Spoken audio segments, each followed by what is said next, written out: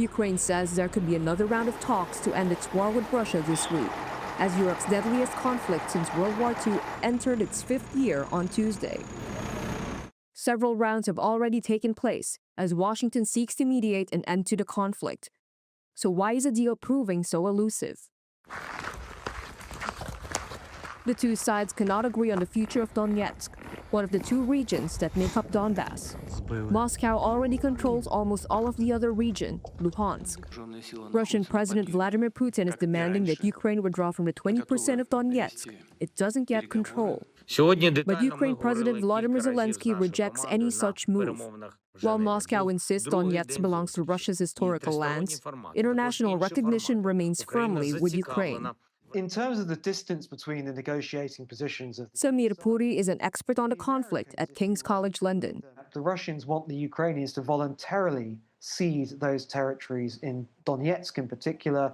The Ukrainians, quite understandably, have fought tooth and nail for 11 years now to defend those territories, but also fear that voluntarily giving them up would open the path potentially to a Russian invasion of further Ukrainian territories further west. The draft plan sketches out security guarantees and economic support for Ukraine, along with a monitored non-aggression framework with Russia. It leaves Kiev's current troop levels and its path to EU membership intact.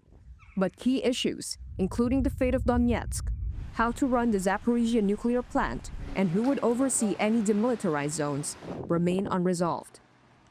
A peace council chaired by Trump would police the legally binding deal, which would trigger an immediate ceasefire once all sides sign on.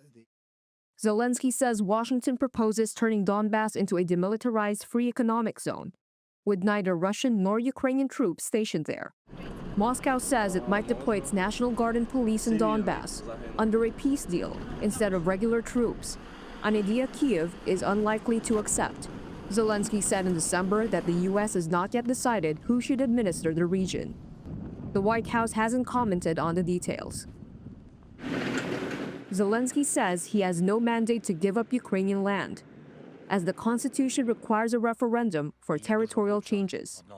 U.S. President Donald Trump has pushed back on the idea that a referendum would be needed, saying he expects some land swapping to happen. In the war's first year, Ukraine managed to push Russian forces back from the outskirts of Kiev and reclaimed much occupied territory. But the following year, its counteroffensive failed. Since then, Russia has been slowly but steadily advancing along the 750-mile front. However, Ukraine's commander-in-chief said Monday that his forces have recently restored control over more than 150 square miles of territory along the southern front line. Reuters was not immediately able to confirm the claim, and there was no immediate response from Moscow.